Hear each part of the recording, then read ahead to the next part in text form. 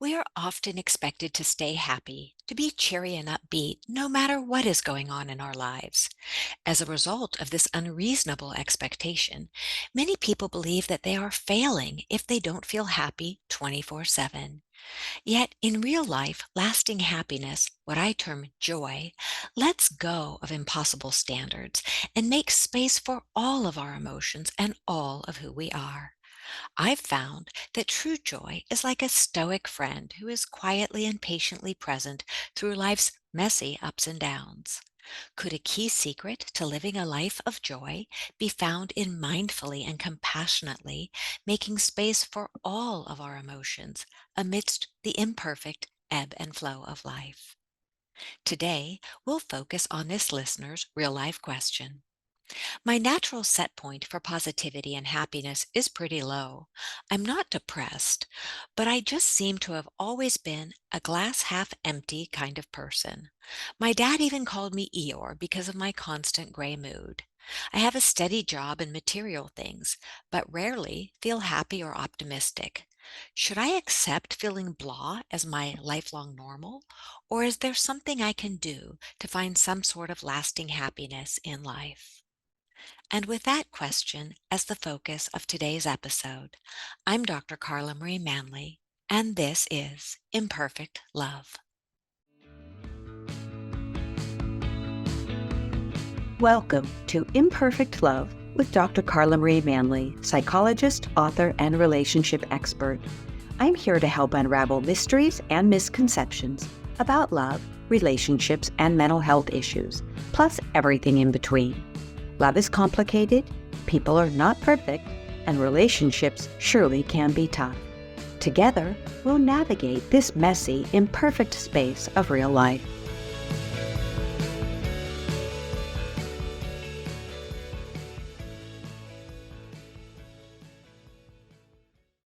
Today, I'm joined by a very special guest, Lisa McCourt, who will be sharing her expertise on freeing and accessing joy. Lisa is the author of Free Your Joy, the 12 Keys to Sustainable Happiness. Welcome to the podcast, Lisa. It's such a joy to have you on today. Oh my goodness, such a joy to be with you. I love the name and concept of the podcast. It's so perfect. It's perfect and it's imperfect. Thank you so much. So, before we dive into the podcast, into the listener's question, would you please share with our listeners a little bit about what makes you you? What makes me me?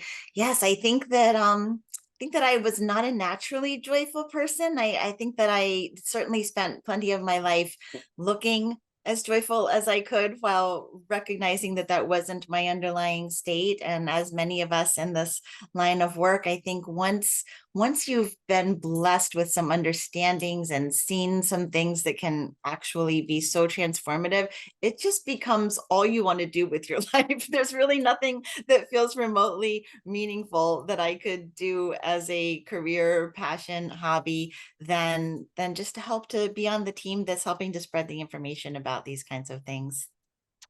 Ah, lovely. So, what is your definition? I have my own definition of joy and how I differentiate it from happiness. But so that we can help our listeners know this foundation from your paradigm, would you share your definition of joy and if you have a different definition from for happiness, what that might mean for you? Wonderful. I have a hunch that our definitions are very much aligned because I was listening to how you opened this podcast, which is definitely a viewpoint that I share. Happiness is a perfectly legitimate human emotion for us to strive for. We all want happiness. We all crave happier circumstances, a happier life, and there's absolutely nothing wrong with that. But we wouldn't expect to be happy 24/7. It really wouldn't even serve us to be happy all the time. We wouldn't even recognize it as happiness if we didn't have some times of contrast to give depth and meaning to what it is to be happy, right? Joy, on the other hand, is possible to have as a baseline underlying emotion 24/7, no matter what other perfectly natural, beautiful human emotion you happen to be experiencing, when we learn to stop resisting and suppressing and denying all of those other perfectly natural human emotions that we've been conditioned to consider unwanted, unbecoming, unnice, right? So you can have tremendous joy in your anger when it's just a rightness feeling and a freedom feeling and a cementing of your boundaries. There can be joy in anger. There can be joy in grief. Sometimes grief and sadness are where we have our most poignant, heart opening, compassion building moments. We're just so conditioned to push those emotions away, to try to distract ourselves away from them. Or what most of us traditionally have done is a lot of denying and storing of those emotions. So that's my difference between happiness and joy. Happiness is great, all for it, but it's just one. It's one of the beautiful emotions we can feel. Absolutely. And I personally come from a five emotion paradigm where the five core emotions are joy, fear, sadness, anger, and disgust. And then those emotions get filtered through personal memory and out come thousands and thousands of feelings. And we're really quite aligned here. And I see joy as I liken it to having a candle inside yourself when you're born that's in a lovely little glass votive. And through life's experiences, we build up soot in that little glass container. And so sometimes we forget that the joy is there. Its light might be flickering, very vibrantly sometimes, especially if we're doing our self work, seeing a therapist, doing whatever practices, mindfulness that help us keep that natural soot from building up and hiding our joy. And so I like to look at joy as something that tends to be present. It can be obscured by life's vicissitudes. Yet if we pause to say, wait a minute, let me slow down and do some work to find that joy. And also, it's interesting because I love your perspective that joy can be present in anger. That joy, because I tend to see them as sometimes occurring together, but often we're in one of those five emotions and not another one. But I love the idea because you're right. Sometimes I don't get angry very often, but when I do, I have learned to really embrace my anger with a sense of grace and assertiveness and emotional regulation. And there is something, of course, it's an ongoing practice, right? But there is something joyful when we're standing up with a righteous anger for something we believe in. And I absolutely love that concept. I never thought of there being joy within anger. And so this is making me smile because I believe in healthy anger and good anger, but I never thought of joyful anger. Thank you. Thank you. So, and, I've also, as anyone who's experienced grief in life, which is most of us, I can see that in certain parts of the grieving process, I can't, quite see myself being able to access it in all parts of the grieving process, but in certain parts of it, I can see that there can be elements of joy, elements of um, almost celebrating maybe not the loss of the individual or circumstance that we're grieving, but maybe a joy in the letting go. Grief is love. It's a celebration of having loved so deeply. Yes. Recognizing. Yes. And I hear you about anger. That was a hard one realization for me. I was not permitted to feel anger in my formative years. That was not allowed. And I thought anger was ugly and horrible and unattractive. And it took me a really long time to find the place where sometimes anger is just so appropriate and just what's called for and what's needed. And it can be strengthening for those of us who, maybe didn't have a lot of natural strength to our character early on, which was definitely my story. And I love that we're pausing here with anger because in our society and in many places around the world, Men, this is my perspective, that men seem to be allowed to have basically two emotions. One is not an emotion, but being okay or being angry. Okay or angry. And women are allowed to feel okay and happy and sometimes sad. But if a woman gets angry, oh my goodness, she is seen as aggressive, even when she's not being aggressive. She's seen as being unladylike or unkind or all sorts of strange, Unspiritual. yes, unspiritual, strange descriptors when, as we're both really bringing forward, all of our emotions when felt and used appropriately, they are all very important messengers.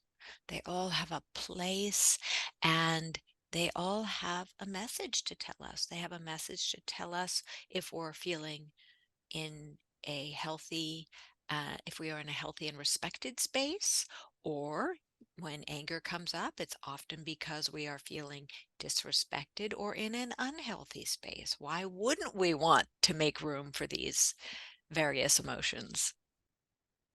Yeah, I agree. Very much so. And I love your beautiful votive metaphor. That's very much in alignment with the Joyce Goldberg as well. So, Joy, your school. Let's talk a little bit about your school for Joy. Yeah, we meet online 4 times per week, and it's really mostly support groups. It's small group, almost like an AA structure in that you can come as long as you want. I've got people who have been in Joy School for over 4 years now, and some who just come in for a month or two to grab some tools and go back to their lives.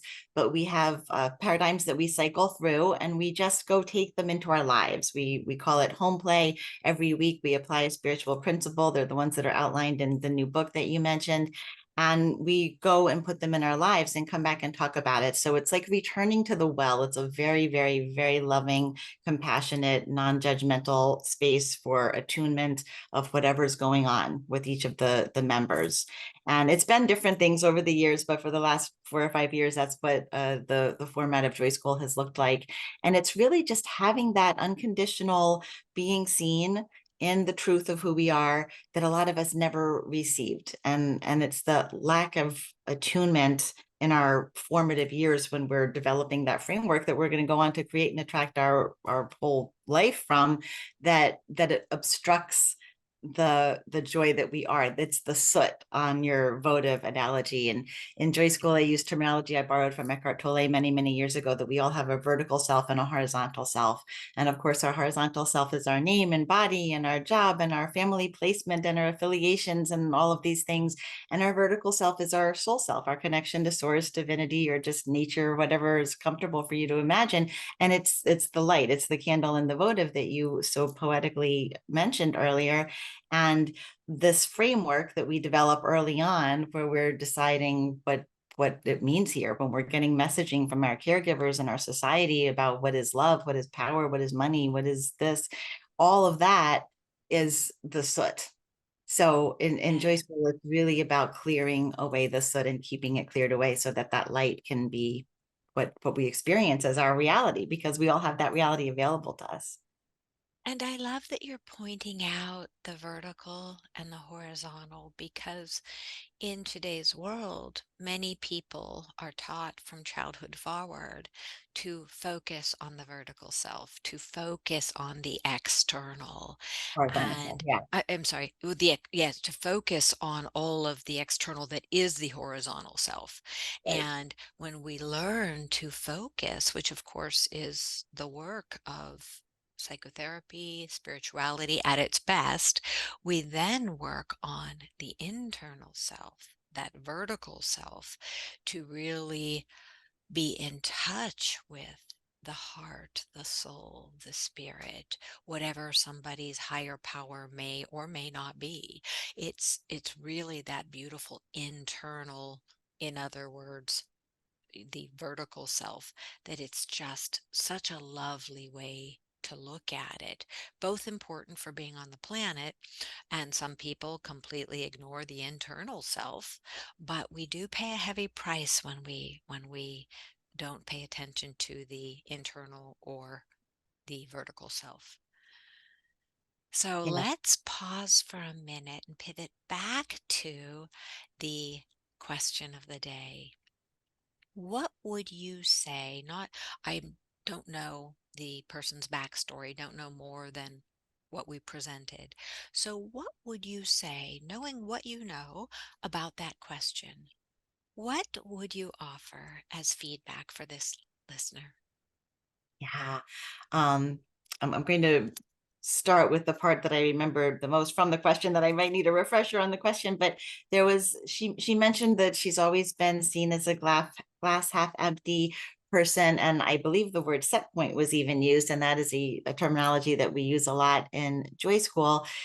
We all have a what we call our joy set point, and it's just that baseline amount of happiness and joy that we're going to keep defaulting to, even though we're going to have days or weeks or years when it bumps up and days or weeks or months when it goes down beneath. We're always going to go back to whatever level of joy and happiness feels familiar to us, because that's one of those things that just gets programmed into that filter, that very, very early framework that we develop.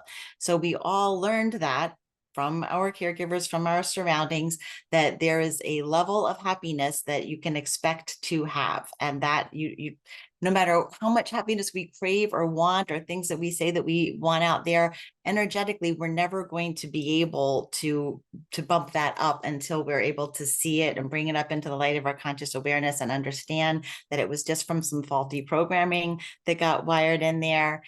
And so I do love that question. I think that science says that 50% of that is genetic, and yet genetics, we know now, are malleable. We can change the genetic coding for our happiness. Science says that the other, I think 40% is circumstantial, like things going on around you.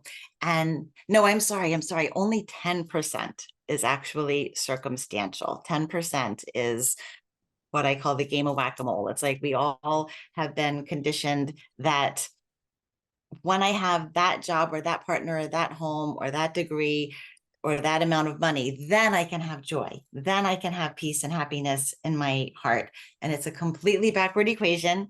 We have to learn the skills for peace and happiness, learn how to elevate that set point where we're still going to have good days and bad days. We're not going to stop having challenges. But when the whole set point is elevated, that's when kind of effortlessly everything out there in our external starts falling into place. Only we don't care as much then, because we've got the joy and the happiness and the bliss already. But it's that backward equation that we've learned that I think keeps us, those of us who would describe the way your lovely caller did, this glass half empty. It's because we're never going to have all these things that we've been conditioned to think that we need to be happy. It's always going to be a ever morphing carrot at the end of the stick that we're chasing. So it really, the only way I feel to elevate that set point is to practice the skills of what we call the inner landscape. We have to remodel our inner landscape, and that goes out to change up everything in the external landscape.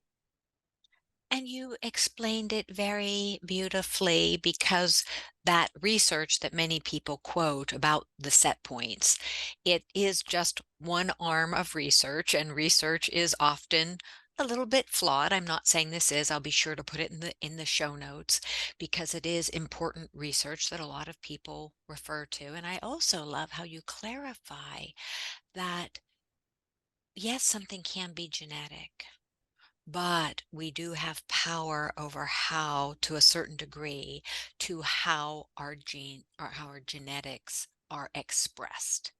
What do we do to express that, to manifest it, to bring it?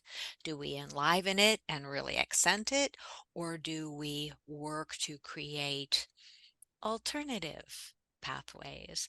And so I love one piece I really noticed about the listener's question that made me smile is the part about being called Eeyore, because I think parents, even the most well-meaning parents, can come up with pet names or pet phrases for children, or phrases that are just said without much thought, not realizing the impact on the child's body, mind, and spirit of that term. So if a child's called, Miss Sunshine, she may end up really leaning into being an optimist or sunshiny personality. For someone who's told, oh, you're a devil, or you're very dark, or in this case, you're like Eeyore, then we reinforce those attributes, maybe those genetic tendencies, by repeating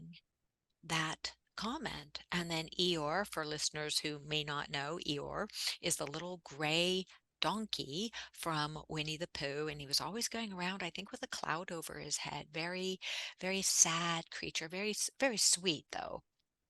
And we can see how having even those visuals that remind you, if you're identifying with being Eeyore, and if you're thinking, oh, I'm Eeyore, or I'm a misfit, or whatever it is that you've been dubbed by friends or family, you may actually embrace and adopt those messages unconsciously. What do you think of that, Lisa? I absolutely agree. And I think that also the attunement that I mentioned earlier, so often, not because we have bad parents, we just have human parents, but parents so often innocently always want their children to be a certain way and are directing them and helping them to be better. And what we were really missing in all of that is to just be seen in the fullness of who we are, to be seen and appreciated and celebrated, no matter how motivated or unmotivated or masculine or feminine or like mom and dad or different from mom and dad we happen to be. Like, few children are really just seen in their fullness in the way that creates an optimal condition to go and experience the joy that you are. And maybe those parents, just in a well-meaning way, only really paid attention if she was sad or had a problem, and they lovingly nicknamed her Eeyore, and that became that felt like love to her, to be considered this problem, this sad little Eeyore. Maybe she was kind of ignored when she wasn't complaining or wasn't having a problem, and that got reinforced. I don't know, like you said, we don't know much about this person, but things like that happen all the time. Things like that come up all the time in joy school. What seemed like the most innocent, innocuous memory or expression of childhood, it goes on to really be formative in the way you see yourself and your place in the world. Thank you for really moving into the piece on attunement.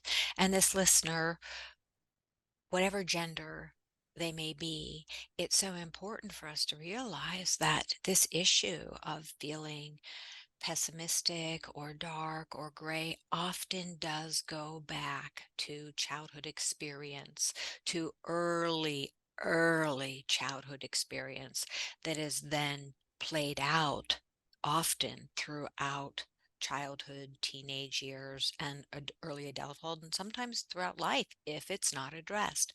So that we all have a working vocabulary, let's talk for a minute about attunement. And my next book, The Joy of Imperfect Love, is based on attachment theory. And so if we trace attunement, the kind we are talking about, back to attachment theory, let me invite you to give your ideas about what attunement means. Yeah, I love that. I love hearing about your next book. We'll have to talk about that more. Yeah, so it's not it's being seen in a way that is really, it's not like parents are at fault for not being able to do this, because I feel that any parent who has the capacity, the heightened consciousness, would naturally be attuned to a child. It's paying attention with neutral curiosity to see what is emerging and unfolding from this person, with a ready heart of compassion, ready to love, ready to appreciate, ready to respect whatever is emerging. And I do it with adults all the time in joy school, but ideally, usually by that point we're undoing some lack of attunement. But when it's done in the formative years, it's where they just don't ever have that core unworthiness that so many of us, most of us walking the planet, have some degree of core unworthiness because we weren't ever seen in our fullness. We were never allowed to express our fullness. We're always trying to be what, at first we're trying to be what our caregivers want us to be, but that morphs into what our peers want us to be and what our society and our job wants us to be. And it's exhausting. And it's just what keeps us from recognizing that joy that we are. It's the obstructions that we try to remove. So beautifully put. And parenting is imperfect. Love is imperfect. And when we go back to the foundations of attachment research, where we really saw with Winnicott's work and all of these amazing people back in the 50s and the 60s who were doing the research and then carrying out the long-term research that lets us see the truth of an imperfectly attuned parent. No parent's going to be attuned 100% of the time. It's impossible.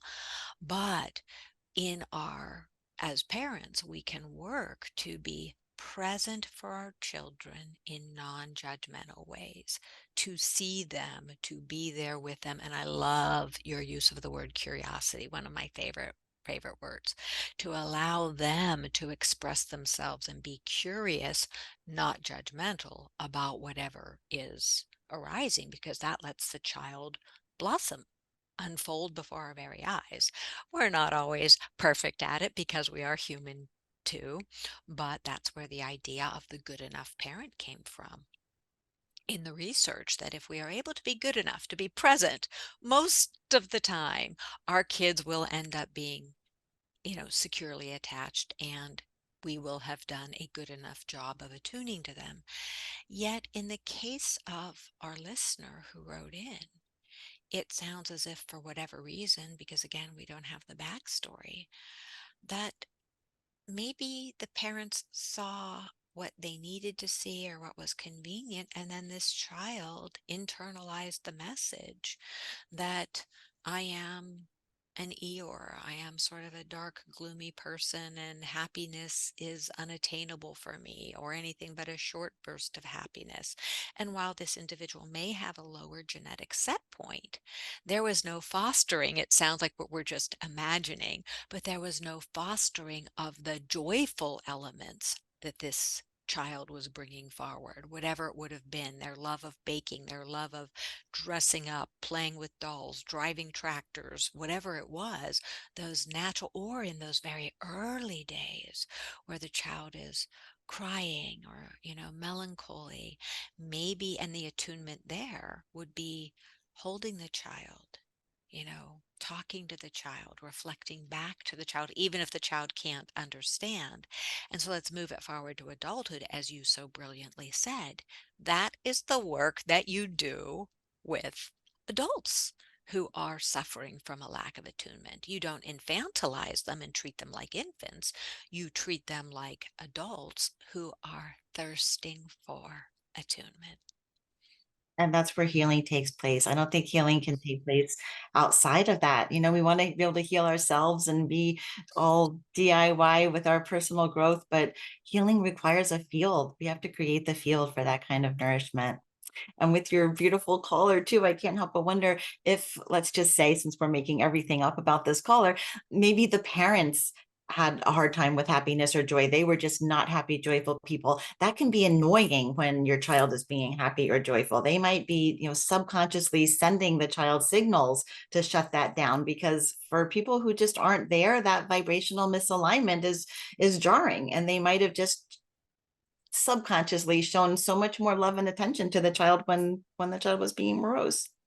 That is such a good point, and really worthy of leaning into for a minute. That not that parents intentionally mean to bring out, the melancholy side of a child, or any side of a child, but when a parent, as I would say all parents, are, because again, we're imperfect, if we aren't doing our work, our internal work, more of our unaddressed issues will naturally filter down to the child.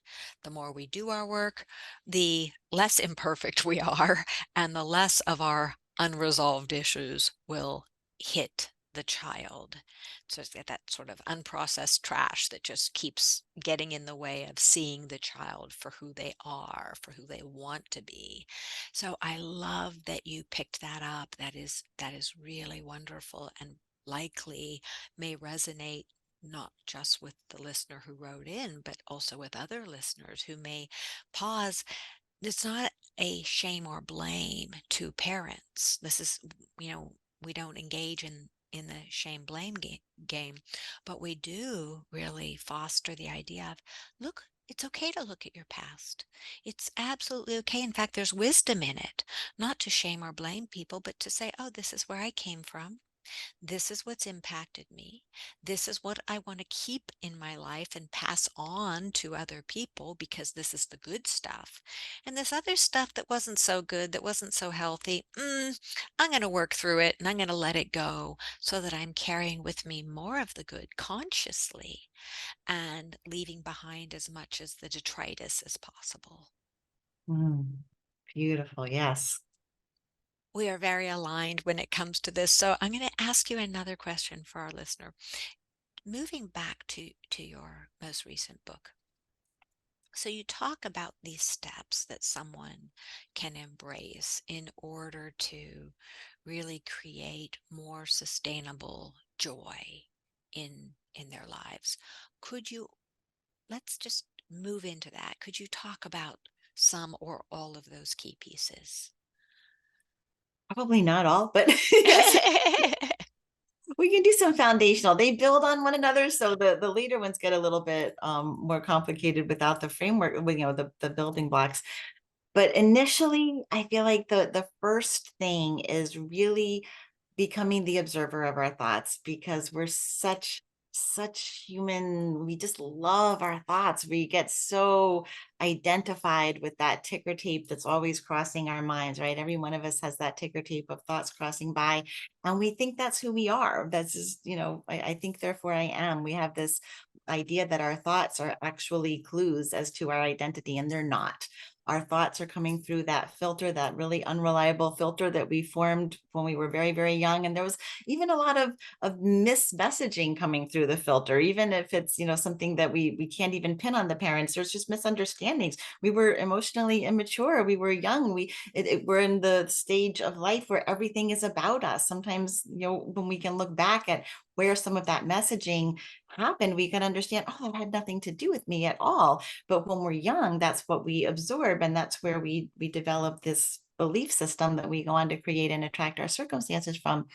And so becoming aware that all of our thoughts are subject to this filter, and getting some distance from our thoughts with all the ways we use a lot of ancient spiritual principles. We use positive psychology, all the ways of pulling back a little bit and watching our thoughts instead of buying into them, create space to start the habit of gently challenging our thoughts, because it doesn't come automatically. We're habitual creatures. Habits aren't known for being particularly easy or fast to break, but with some repetition, with some commitment, we can start watching our thoughts. And from there, we can start watching our feelings. And there's a big distinction in what we talk about in Joy School, at least, that our thoughts really aren't real. Our thoughts are based in very, very, very erroneous programming that we got very early in life. But our feelings, even though all our feelings are coming from our thoughts, our feelings are real. There were chemical cocktails that were created in our brains that went in and stored in our tissues and our body chemistry and our energy systems, and our feelings are very real. So when we can be completely compassionate about all of the feelings that we're experiencing without judging ourselves for feeling them, without saying, I shouldn't feel this, I'm not allowed to feel this, I don't want to feel this, when we're so compassionate, every time we have one of these feelings that's coming from an unreliable thought, there's a combination that can happen of almost laughing at why I'm having the feeling while still allowing the fullness of it. And that's usually where our problems come from. The reason we get triggered by silly little things in the out there and become so reactive is because we stored some some emotions that never got to be properly processed, properly moving through us. Emotions are meant to move. We don't always let them move. So that's, as we go down the steps in the book, there's the feel to heal practices where we just give ourselves all the compassion and love. If you're in joy school, we give one another all the compassion and love to see what's there and feel it. And that's what moves it, so that we don't have that same hot button anymore. We don't have that trigger point anymore. Let's bring an example in for our listeners. So, for someone who has a thought, I am bad if I am angry. So, let's walk through that. I am bad if I'm angry. I am bad if I am sad. I am bad if I am not happy all the time. So let's take that piece and work with that. Or I am unworthy. Any of those that are such common internal thoughts. How would you coach someone to step back? If I get you right, this is what you would do. You would step back and say, okay, I'm observing this thought. This thought is coming through the filter of an unreliable, you know, history because of I was a child when these thoughts were first formed. It's unreliable.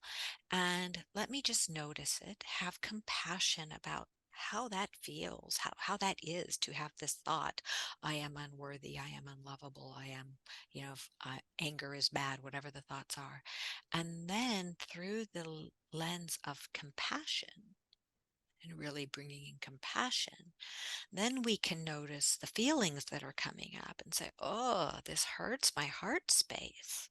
Oh, it hurts, my neck feels awful when I think of that. Oh, my stomach's getting queasy. And so just by noticing how these thoughts then bring up these feelings, and then the feelings, all of these sensations are, of course, anchored in our bodies. We forget, we often think we are not as connected to our bodies as we are, but research shows that trauma, negativity, good experiences, life, it is stored in our tissues. It's held there. So did I get that well enough? What would you say about that interpretation?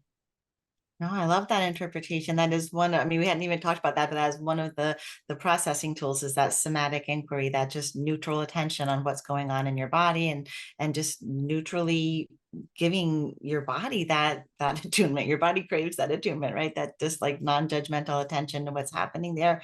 That is one of the methods. In group, it's really beneficial in group, because so often it's so easy with us, to not be able to break out of that. But if we can apply that to, so last week when Gayla shared blah blah blah, was she bad, was she wrong, was she, and we can see it in other people's shares. It's like, it's so funny how it's so obvious. Well, of course not. Gayla's this beautiful human being, of course she can, so it's like that, the mirror of the group mates helps a lot. And there was something else that you were doing that I wanted to point out. Yeah, I mean, I always have felt that we don't have to have the memory. We don't have to know exactly what the memory is that caused it. We can usually look around at our life situation and see where our erroneous thinking patterns are. It's like, oh, I'm having this conflict with my boss at work. Well, what's underneath that? What's the essence of that? If you had to put that argument in a file drawer, what would be the name of the file that you put it in? Oh, disrespect of you and your abilities. Okay, let's look back. Have you ever had that before? Have you had disrespect of you and your abilities at your prior job or in that marriage that you were in? Yeah. What about disrespect? And we just go back, and we don't have to know where it came from. We just have to recognize, oh yeah, this is a pattern that I create. I create this with the energy that I'm sending out into the world. And we have to be so careful with that, because while it is 100% true that we create every bit of it out there, it's never ever a cause for blame or self-incrimination or self-judgment. So that's a fine path to tread, where it's like, yeah, the energy that I'm sending out is creating that, but the energy is only coming from something unhealed within me that was never my fault, that just some misinformation that got lodged in there innocently, unwittingly, by well-meaning yet fallible humans who were trying to help me be the best human being they could help me to be. And when we see it logically, that's like a first step. We see it logically, but we're still in it in our body and our system. So that's when we just have to really try the behavior modification of noticing the thoughts and noticing the patterns and questioning them repeatedly. And that's how we wear new grooves, right? We're all just very, very subject to those well-worn grooves, and we have to just kind of wear a new, better groove. Doesn't take that long. It it doesn't, yet it does take patience, perseverance, mindfulness, because neural pathways, especially the ones from childhood, those have been etched in over and over, and for however many decades you've been on the planet and the issues are unresolved. So if you're 30 years old, 3 decades on the planet, those are well-worn grooves. If you're 50, 5 decades. And so we want to be patient with ourselves as we just notice the pattern, just step back, notice it, observe it, be non-judgmental about it, really lean into it with compassion as well. And also notice again how if we go to the body tends to not lie to us.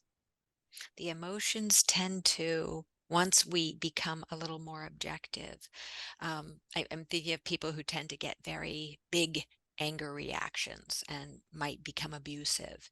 And they will say things like, well, I'm entitled to my anger. It's my anger. Well, yes, absolutely, you're entitled to your anger. Yet you're also wise to regulate your anger, to use it wisely, to use it to express what's going on inside. And so, for our listener who wrote in about this, sounds like a very more or less constant state of being in a place of melancholy or just flatness, it sounds like at times. We could maybe then ask or invite the listener to start noticing perhaps what those voices are, what those thoughts are, and then noticing them, noticing where they are in the body, and giving them space, questioning them, talking to them, seeing if they're true, which is something I love about cognitive behavioral therapy and weaving some of that in. Check your cognitions. Check how your cognitions, your thoughts affect your behaviors. And also, what do you think of this? I imagine you do this in your work, but what do you think about also inviting this listener or anyone who's struggling with this to also other noticing that tendency to go toward the gray side? What do you think about inviting them to maybe sit out in nature or sit in a patch of sunlight in the kitchen and notice anything joyful, anything joyful in their environment? A bird, a house plant, a favorite color, sound of music that is loved or soothing. And notice if you just focus on that and let it be and let it come into you. Would that help create an awareness of how accessible joy is if we invite it in? Beautiful practice. Yeah, I love the way you described it. And I feel like there are some subtleties and nuances there to pull out. The way you described it is really beautiful. It's almost a Buddhist practice of mudita, of relational joy, finding joy through the joy of a creature or the joy of something else. And that is one of the practices that we do. I feel like when someone is consistently sad, there there's a discernment practice between, is this a habitual thought pattern that I can distract myself from in a healthy way, like the way that you described? Because I think very often it's something that needs to be felt more in its fullness. And that's when we have a lot of unhealthy distraction going on. When we have something that we don't want to open that Pandora's box because we don't know how deep it'll go. So we just distract in maybe less healthy ways than the way you described. That's when we really want to look at the feel to heal practices and just allow the fullness of it. And often with women, I don't know if this is a woman who called in, but I think you mentioned this earlier. We're not like anger is not allowed to be there. And so often I find that like habitual sadness has anger underneath it that needs to be, healthy anger that needs to be reached through feeling the sadness, through getting past all of the sadness, and being held so compassionately right there in the sadness until the healthy anger can come up and also move through. I don't know if that's the case with the caller, but I just feel like an invitation to some anger might be in order. Absolutely, because I agree. I think for women, a lot of times it's unprocessed anger that is underneath, whereas, and up here above it is the sadness or the despondency. And for men, a lot of times, not always, it's almost the opposite. There's this anger up here, but underneath it is great sadness. And I love that you pointed out the feel to heal, because in most realms of psychotherapy, and certainly my practice, it is about making space for all five emotions. And if your joy muscle is underutilized, knowing that it's absolutely okay to exercise that muscle and learn joy, learn awareness of life's little joys, yet never at the expense of getting down to unresolved trauma, unresolved grief, because many people, it's so interesting, even with the state of what we know today, so many people, and even my clients, when they first start with me, they'll say, I just can't imagine that something from my childhood is still with me, and I'm 30 years old or I'm 40 years. And it's like, oh, of course it's with you until you process it. Our emotions don't follow a timeline. Our grief doesn't follow a timeline. Our trauma doesn't say, oh, that happened at 5 and you will magically be healed by the time you're 25. No, it'll be with you until your last breath if you don't resolve it. Lisa, I could keep talking to you I mean, this is just such a topic of absolute fascination for me, and an endless topic, because we're talking about the imperfect nature of being human and all that goes with, all that goes with that. And it gets so deep, and we can keep going.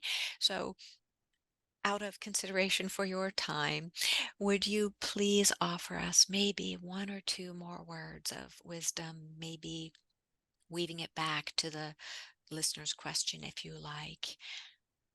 Yeah, Is no, this is not the last time we shall talk because I love this. We're going to do this again. You're going to be on my podcast. We're going to talk about choice goal. We'll have conversations.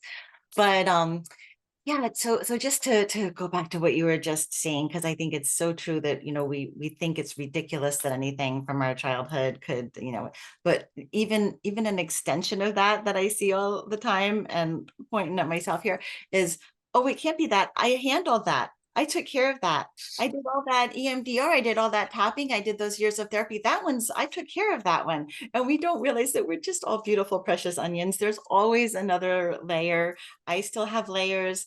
Whatever that framework was, that's the vessel. That's the vessel that houses our soul. We can't just completely change up the vessel. Our radar is still going to go ding, ding, ding when it spots something that matches that original framework. We can just notice that it's the radar going off. We can just learn how to turn down the volume on those alarms. We can take such conscious control in just like a, there you go again, you sweet little framework of beliefs, trying to keep me safe, trying to alert me to something, trying to remind me what a worthless jerk I am. I see what you're doing there. We can just become, so we can change our relationship to it, but our stuff is always going to be our stuff. It's part of the human vessel that we're here in. so beautifully put, and I agree with you 100%, because, it goes back to the imperfection. When we work on our owies, when we work on our internal wounds, and we all have them, they may become, if we do a good enough job cleaning them out, they will likely not fester and ooze and maybe become nice little scars, but they are going to be there, and we will have reminders of them. And so the idea, and I don't want to get off on another tangent, but that's why I really resist the idea when people bring up closure, because to me, there is really no closure ever, because we keep evolving. And so if I've lost someone or, part of one of my issues or a client's issues, it may feel tidied up for now. But then something will come, and as you said, it will get triggered and it will be there. And let's be real about our expectations. It will get softer, it will get gentler, it will be less invasive, it will be less harmful to self and others. But we want to just know that that's part of the journey. That's part of the imperfect journey of love and life. So, most wonderful Lisa, where can our listeners find you? It's my name, Lisa McCourt, LisaMcCourt.com. I've got a podcast there that's free. I have one free event every month at my Joy School where I invite guest teachers in to play with me. And yeah, all the information about the new book, it's all at LisaMcCourt.com. And thank you. I didn't mention it earlier. There were a couple of things I was thinking of getting into, but we won't have time. But I love that you used the word play, because so often we think of working with, there I just used it, working with the psyche as work. And if we learn to embrace it as a natural part of life, we can be really playful and compassionate with this, with the entire process. So thank you, Lisa, for joining us today. It has been such a joy, such a privilege. And I wanted just to note one thing that you had mentioned prior to the podcast. And I think it's such an important nugget, and it's this: lean into love to the fullest extent possible in any given moment. Love for yourself and love for others. I think it's just such a beautiful statement, and I so appreciate it. I appreciate you. Thank you. This was a beautiful conversation. Thank you for the conversation and for your time. And listeners, thank you as well. And this is Imperfect Love.